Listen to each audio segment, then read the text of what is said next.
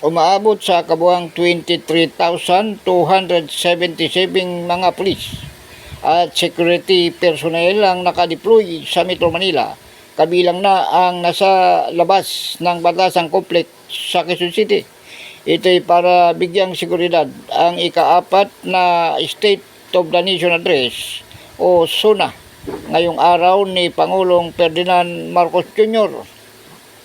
Makikita sa video footage na madilim pa lamang ay naka-deploy na ang mga pulis sa harap ng Sandigan Bayan sa lungsod Quezon. Hindi pa kabilang dito ang ilang libong pulis na magsisilbi manong force multipliers sa pagpapatupad ng seguridad, habang in-inspeksyon naman ni PNP Chief General Nicolas Torre III ang command center ng Metro Manila Development Authority o MMDA ngayong umaga sa Sandigan Bayan sa Commonwealth, Quezon City.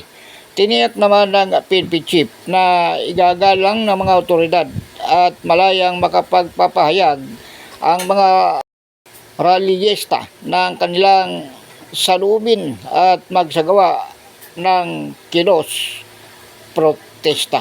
Ako si Edwin Moreno sa DWRB 103.9 News FM, ikaw ang una.